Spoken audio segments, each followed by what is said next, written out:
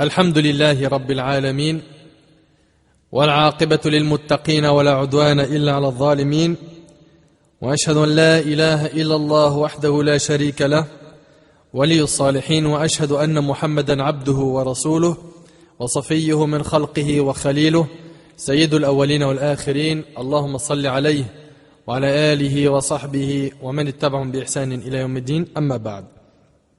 Mes frères et sœurs, assalamu alaikum wa rahmatullahi wa barakatuh. On continue toujours avec l'aide d'Allah tabarak wa ta'ala, la série qu'on avait commencée sur les épouses du prophète sallallahu alayhi wa sallam. Aujourd'hui nous avons rendez-vous avec l'une des mères des croyants, une parmi les épouses du prophète sallallahu alayhi wa sallam. Nous avons rendez-vous aujourd'hui avec la pure, celle que l'on a appelée al-Masakin. Ça veut dire quoi, al-Masakin? La mère des pauvres, barakallahu fik. Il s'agit de Zaynab bint Khuzayma ibn al-Harith ibn Abdillah al-Hilaliya radiyallahu anha wa an jami' al-sahaba. Qui connaît Zaynab bint Khuzayma radiyallahu anha? Que connaissent les musulmans et les musulmanes de Zaynab bint Khuzayma radiyallahu anha, une parmi les épouses du prophète alayhi salatu wassalam. Quand on parle de stars, des clips, des chanteurs et des chanteuses, là tout le monde est branché. Mais quand on parle d'une parmi les épouses du prophète alayhi salatu wassalam, silence radio. Pour ce qui est des stars, des joueurs de foot, des comédiens, ils sont bien branchés. Ils sont au courant qu'une telle a planté son ami, qu'un tel a quitté son équipe de foot, qu'il y a eu des transferts dans telle équipe. Ils sont au courant de tout ça. Mais concernant Zaynab bint Khuzayma, l'une des femmes du prophète alayhi salatu wassalam, malheureusement, peu de gens la connaissent.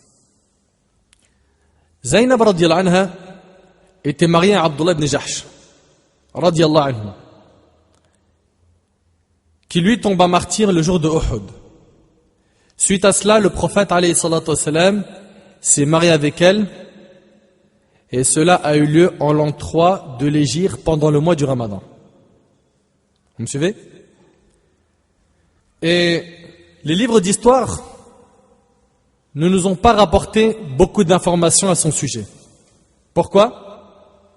Parce qu'elle n'a vécu que 2 mois avec le prophète alayhi salatu wassalam. Certains savants disent un peu plus, d'autres disent maximum que ça a été 8 mois, comme c'est cité dans Al-Isaba et dans Siyar A'lam al-Nubala.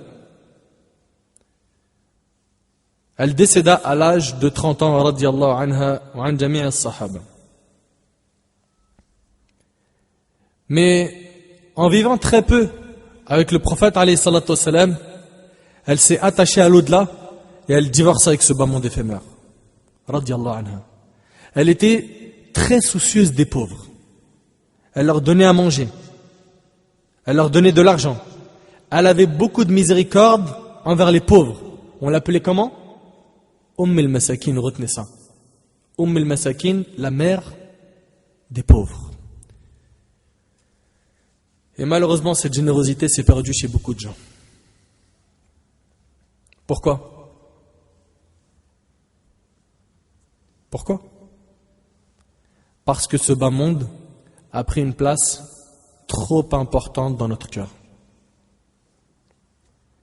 Alors que ce que nous possédons, c'est Allah Azza wa Jal qui nous l'a accordé, et lui-même Azza wa Jal a dit dans Surat Al-Munafiqun, Surat 63, verset 10, wa anfiqu mimma razaqnakum, et dépensez de ce que nous vous avons octroyé. Allah subhanahu wa ta'ala, qui nous a accordé ces biens, lui-même Azza wa Jal nous demande de le dépenser. Et dépenser de ce que nous vous avons octroyé. Et là, cette adoration de faire des dons, des sadaqat, de faire des dons de ce qu'Allah Azza wa Jal nous a accordé, dégoûte plus d'une personne de notre communauté. C'est vrai, c'est pas vrai. Aujourd'hui, quand on parle de dons, on parle presque de quelque chose de tabou chez beaucoup de gens. Ces gens ont oublié le ajr, la récompense d'Allah subhanahu wa ta'ala. Ils ont oublié ce qui les attend le jour du jugement. Notre prophète alayhi salatu wassalam qui est notre modèle, faisait beaucoup d'aumônes. Anas radiallahu anhu rapporte, écoute bien, il n'est pas une seule fois où l'on ait demandé quelque chose au messager d'Allah alayhi salatu wassalam, comme prix de son entrée en islam et qu'il ne l'ait pas donné. Une fois, quelqu'un vint à lui et il alayhi salatu wassalam, lui donna un troupeau remplissant l'espace qui séparait deux montagnes. Il a donné tout ça, alayhi salatu wassalam. Cet homme retourna parmi les siens et leur dit: ô mon peuple, entrez en islam, car Mohammed donne à la manière de celui qui ne craint pas la pauvreté. Il donne alayhi salatu wassalam sans craindre la pauvreté. Et comment est-ce qu'il pourrait craindre la pauvreté alors qu'il commerce avec le riche Azza wa Jal? Comment? Penses-tu qu'en donnant, Allah subhanahu wa ta'ala, il va te priver? Il va faire diminuer tes biens? Abadan. Plus tu donnes, plus Allah Azza wa Jal te donne. N'est-ce pas? Et le hadith, il est rapporté par l'imam muslim. Et selon Abu Hurayra radiyallahu anhu, le prophète alayhi salatu wassalam a dit: au matin de chaque nouvelle journée, 2 anges descendent du ciel. L'un d'eux dit: Seigneur Allah, donne à toute personne qui dépense donc dans les œuvres de bien, la compensation de ce qu'elle dépense. Et l'autre dit, le deuxième ange: Seigneur Allah, donne à tout avare un fléau pour l'emporter ou emporter ses biens. Et c'est rapporté par Bukhari Muslim. Chaque jour, il y a un ange qui soit il va te faire des doigts, soit il va en faire contre toi. Mon frère, ma sœur, l'une des choses que nous allons regretter le plus au moment de la mort sera l'aumône. L'aumône. Allah tabarak wa ta'ala dit dans Surat al-Munafiqun, Surat 63, verset 10: وَأَنْفِقُوا مِمَّا رَزَقْنَاكُمْ مِنْ قَبْلِ أَنْ يَأْتِيَ أَحَدَكُمُ الْمَوْتِ فَيَقُولُ رَبِّي لَوْلَا أَخَّرْتَنِي إِلَى أَجَلٍ قَرِيبٍ فَأَصَّدَّقْ وَأَكُنْ مِنَ الصَّالِحِينَ. Et dépensez de ce que nous vous avons octroyé avant que la mort ne vienne à l'un de vous et qu'il dise alors: Seigneur, si seulement tu m'accordais un court délai. Seigneur, si seulement tu m'accordais un court délai. Pourquoi? Je ferai l'aumône et serai parmi les gens du bien. Je ferai l'aumône et serai parmi les gens du bien. Mes frères et sœurs, le sujet de l'aumône est devenu hélas un sujet sensible, au point où les gens n'aiment plus en entendre parler. Dans une mosquée, pendant Khutbatul Jumu'ah, si l'imam il en fait un message, avant, après, pendant la khutbah, ou bien pour Tarawih, ou bien pour une récolte d'une mosquée, tu passes dans un marché, tu vois des gens dire Fisabilillah, tu les esquives. C'est vrai, c'est pas vrai. On en a plein des gens comme ça aujourd'hui. Ils veulent plus donner pour Allah subhanahu wa ta'ala. Ils veulent plus entendre parler de dons, d'argent. La raison, c'est qu'on aime tous et toute l'argent. Allah tabarak wa ta'ala, en décrivant les êtres humains, a dit, et cela est cité dans Surat al-Fajr, Surat 89, verset 20, وَتُحِبُّونَ الْمَالَ حُبًّا جَمًّا. Et aimer les richesses d'un amour sans borne. D'un amour sans borne. Et Allah tabarak wa ta'ala a dit dans Surat al-Isra, Surat 17, verset 100, قُلْ لَوْ أَنْتُمْ تَمْلِكُونَ خَزَائِنَ رَحْمَةِ رَبِّي إِذَا لَأَمْسَكْتُمْ خَشْيَةَ الْإِنْفَاقِ وَكَانَ الْإِنسَانُ قَتُورًا. Écoute ce qu'Allah subhanahu wa ta'ala nous dit dans ce verset. Dis, si c'était vous qui possédiez les trésors de la miséricorde de mon Seigneur, vous lésineriez. C'est-à-dire quoi? Économiser avec excès. Vous lésineriez, certes, de peur de les dépenser. Et l'homme est très avare. Ce verset nous montre que si l'être humain possédait tous les biens de l'univers, il le garderait pour lui sans rien dépenser. Et sachez que cet amour qui est inné en nous a été placé dans notre cœur pour un test. Pour un test. On sera effectivement questionné sur notre argent. Vous le savez ça ou pas? Selon Abi Barz al-Aslami, radiyallahu anhu, le prophète alayhi salatu wassalam a dit: l'être humain ne fera pas un pas le jour de la résurrection jusqu'à ce qu'il soit questionné sur 4 choses. L'être humain ne fera pas un pas le jour de la résurrection jusqu'à ce qu'il soit questionné sur 4 choses. 1. Sa vie, comment l'a-t-il passée? 2. Sa jeunesse, comment est-ce qu'il l'a passée? 3. Son argent, comment l'a-t-il gagné et où l'a-t-il dépensé? 4. Sa science, qu'en a-t-il fait? Sa science, Qu'en a-t-il fait rapporté par l'imam At-Tirmidhi? L'intelligent parmi nous est celui qui dépense beaucoup pour gagner un maximum de bonnes actions, sans compter que ce qu'il dépense, Allah tabaraka wa ta'ala va lui remplacer. Médite avec moi sur ce hadith. Selon Abu Hurayra radiyallahu anhu, le prophète alayhi salatu wassalam a dit: ô fils d'Adam, dépense pour les autres, on dépensera pour toi. Et c'est rapporté par Bukhari et Muslim.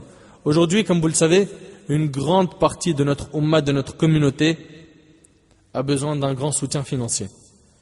Il y a des gens dans notre communauté qui ne demandent qu'à avoir du riz. Ils ne veulent que ça, du riz, pour ne pas mourir de faim.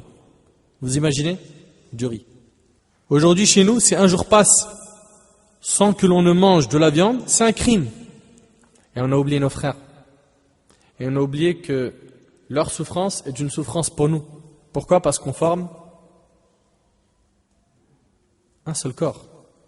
Selon Nu'man ibn Bashir, le prophète a dit: l'image des croyants dans les liens d'amour, de miséricorde et de compassion qui les unissent les uns aux autres est celle du corps.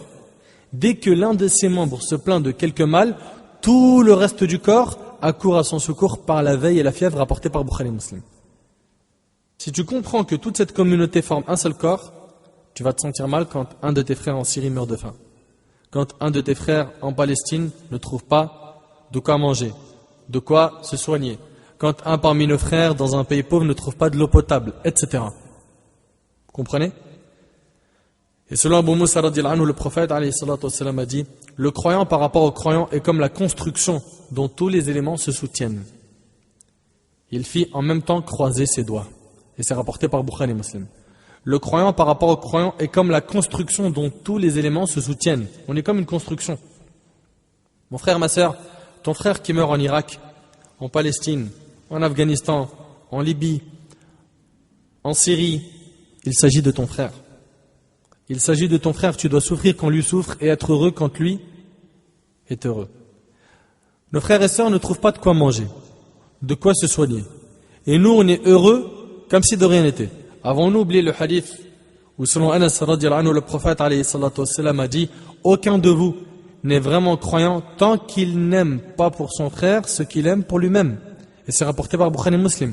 Mes frères et sœurs, vous n'imaginez pas la joie qu'on peut apporter aux pauvres par nos dons. Sûrement dans vos familles, il y a des gens qui sont dans le besoin. Ici ou ailleurs, au bled.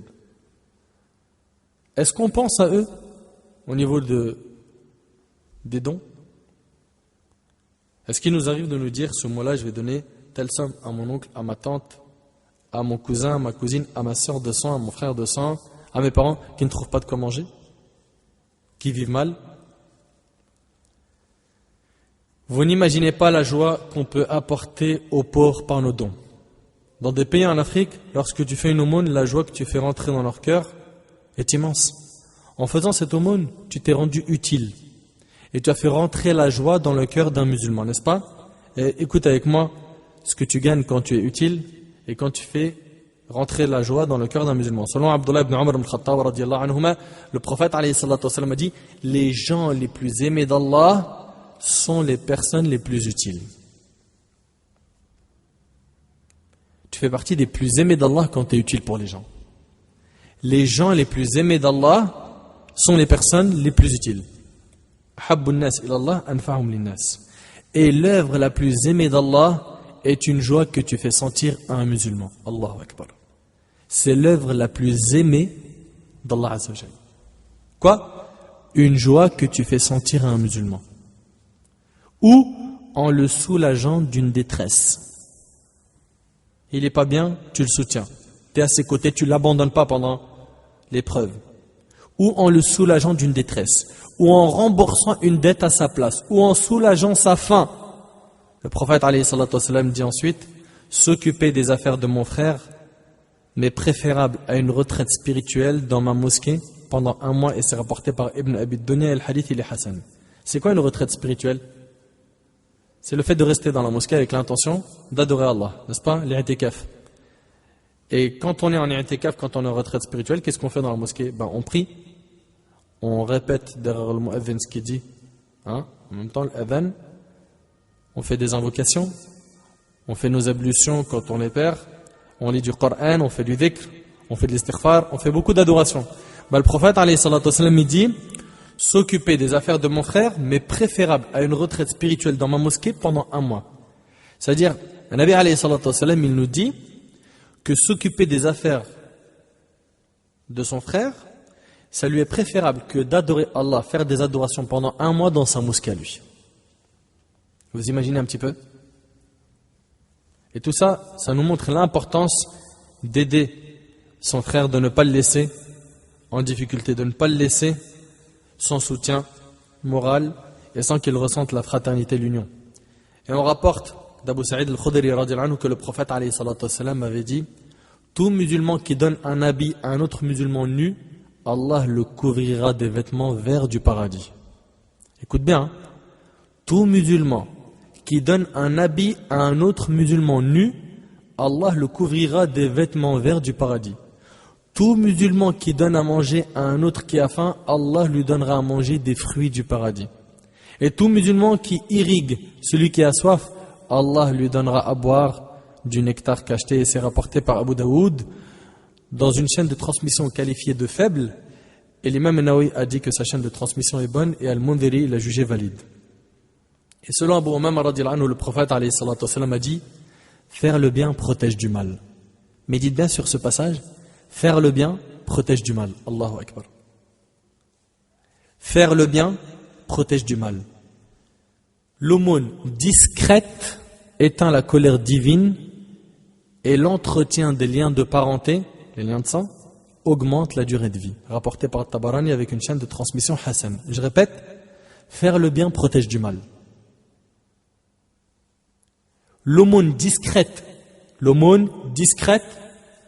éteint la colère divine. Elle éteint la colère d'Allah Azza wa Jalla. Et l'entretien des liens de parenté augmente la durée de vie. Et selon Abu Hurayra radhiyallahu anhu, le prophète alayhi salatu wassalam a dit: jamais aumône n'a rien diminué d'une richesse, rapporté par Muslim. Jamais aumône n'a rien diminué d'une richesse. Mes frères et sœurs, ces biographies que l'on voit ensemble ont pour but que l'on tire des leçons, qu'on améliore notre relation avec Allah subhanahu wa ta'ala. Zaynab bint Khuzayma radhiyallahu anha a été appelée comment? al-Masakin, la mère des pauvres. Elle est un exemple pour nous radhiyallahu anha. Et attention, même ceux qui sont dans le besoin peuvent aider. Ils peuvent aider de plusieurs manières. Lui, il est dans le besoin, il est pauvre. Est-ce qu'il peut aider ou il ne peut pas? Manuellement, par exemple, il aide quelqu'un à rédiger un courrier, d'accord? À porter quelque chose, à faire quelques travaux, mais même il peut faire des aumônes. Oui ou non?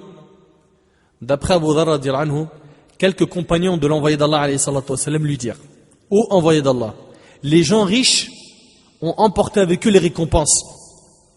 Ils font la prière comme nous, observent le jeûne comme nous, et ils ont en plus la possibilité de faire aumône du surplus de leur richesse. Donc en fait, ces compagnons-là qui, eux, ne pouvaient pas faire des dons, qui n'avaient pas les moyens financiers, ils viennent se plaindre, parce qu'ils veulent concurrencer les riches dans cette action, mais ils ne peuvent pas. T'as vu un petit peu, c'était quoi leur souci? T'as vu comment ils cherchaient toujours à être meilleurs que les autres dans le bien? On voit la concurrence dans le bien.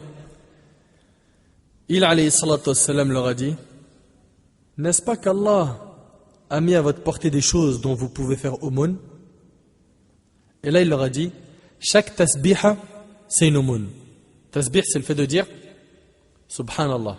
Chaque fois que tu dis Subhanallah, tu as fait une aumône. Combien tu peux en faire? Chaque célébration de la grandeur d'Allah, donc takbira, c'est une aumône. Quand tu dis Allahu Akbar, c'est une aumône.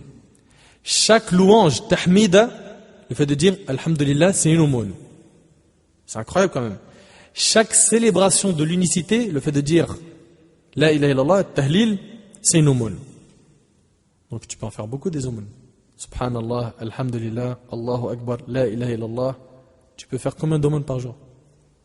Ça se compte pas. Chaque fois que vous ordonnez le convenable, c'est une aumône. Chaque fois que vous empêchez le blâmable, c'est une aumône. Et chaque fois que vous faites acte de chair, vous faites une aumône. C'est-à-dire même dans vos rapports intimes avec vos épouses, vous avez des hasanat, des bonnes actions. Et là, ils ont dit, l'un de nous satisfait son désir charnel et en reçoit de plus une récompense. Et là, le prophète alayhi salatu wassalam leur a dit, s'il satisfait ses désirs de façon illicite, n'aurait-il pas commis un péché? La réponse, oui. C'est pourquoi lorsqu'il les fait de façon licite, il en reçoit une récompense et c'est rapporté par Muslim. Mes frères et sœurs, Zaynab bint Khuzayma radiyallahu anha n'a pas vécu longtemps avec le prophète alayhi salatu wassalam. Mais son nom est resté gravé dans les livres d'histoire. Quand on parle d'elle, on n'oublie pas de dire qu'elle était Masakin, la mère des pauvres. Selon vous, après notre mort à nous, les gens parleront-ils en bien de nous? Ou est-ce qu'à chaque fois que notre nom sera évoqué, ce sera pour dire du mal? Allons-nous laisser une empreinte positive avant de mourir? Ou est-ce que notre passage sur terre sera insignifiant? Chacun d'entre nous est capable de faire énormément de choses. Énormément. Mais simplement, c'est quoi? On manque de confiance en nous. On pense que les seuls qui peuvent faire, ils ont minimum 30, 40 ans, et en dessous on ne peut rien faire. Ou des fois, certains pensent que les gens sont nés avec tout ça, avec ces connaissances. Lui, il est sorti du ventre de sa mère, il était déjà comme ça. Réglé, machallah, il sait tout faire, il est utile à la communauté, mais jamais de la vie. Ça s'apprend sur le tas, n'est-ce pas? Qu'attendons-nous pour essayer de faire quelque chose avant de mourir, pour présenter à Allah subhanahu wa ta'ala une œuvre pieuse, afin qu'il soit satisfait de nous, azza wa jal? Allons-nous laisser une empreinte positive avant de mourir? Ou est-ce que notre passage sur terre sera insignifiant? Soyons utiles du mieux que possible. Et il faut qu'on se rappelle tout le temps de tous ces textes qu'on vient de citer aujourd'hui. Je sais que ce n'est pas la première fois que vous les écoutez. Vous avez écouté ça plein de fois. Mais rappel, car le rappel profite aux croyants. Il faut toujours rappeler. Toujours, parce qu'on oublie. Soyons utiles du mieux que possible. Soyons constants dans nos efforts et dans nos adorations. Faisons peu de manière solide et qui dure dans le temps, que faire beaucoup, comme malheureusement beaucoup de gens font, ils en font beaucoup trop dès le départ et après ils lâchent tout. Et le prophète alayhi salatu wassalam, son œuvre elle était constante. Et il disait, l'œuvre la plus aimée d'Allah est celle qui est constante, même si elle n'est pas grande en quantité. La constance. La constance. Faisons peu qui dure au lieu de beaucoup qui s'interrompt. Zaynab radiyallahu anha, elle décéda à l'âge de 30 ans, jeune, comme le rapporte Sahib al-Isaba, et cela était à Médine, en l'an 4. Elle a été enterrée au Baqi', le cimetière de Médine, où la grande majorité des épouses du prophète alayhi salatu wassalam ont été enterrées. Et cette femme qui n'a vécu qu'une courte durée avec le prophète alayhi salatu wassalam, elle a compris rapidement quel était son rôle sur terre. 2-3 mois, malheureusement jusqu'à maintenant il y a des musulmans qui ont vécu je ne sais pas combien d'années dans l'islam, ils ne savent pas encore quel est leur rôle sur terre. Ils n'ont pas compris qu'ils sont ici pour préparer l'au-delà. Que ça c'est une étape, la dunya c'est une étape, qu'il faut tout miser sur l'au-delà. Mais comme on est beaucoup attaché au bien éphémère de ce bas monde malheureusement, eh ben on oublie ça, on l'oublie. Prenons donc exemple sur cette femme pieuse, vertueuse, dont comme on l'a dit, l'histoire n'a pas rapporté beaucoup de choses d'elle, mais au moins que l'on ressorte avec une chose, c'est qu'on l'a appelée comment? Masakin, tellement elle accordait de l'importance aux pauvres, que l'on sort de cette conférence au moins avec cette grande leçon, et on demande à Allah tabaraka wa ta'ala d'agréer notre mère, Zaynab bint Khuzayma, et de lui accorder son paradis, et on demande à Allah azza wa jal de nous réunir en sa compagnie dans le plus haut degré du paradis. As'Allah tabaraka wa ta'ala an yataqabbala minna wa minkum salih al-a'mal. أقول ما تسمعون وهذا ما أعلم والله تبارك وتعالى أعلى وأعلم سبحانك اللهم بحمدك أشهد أن لا إله إلا أنت أستغفرك وأتوب إليك جزاكم الله خير والسلام عليكم ورحمة الله وبركاته.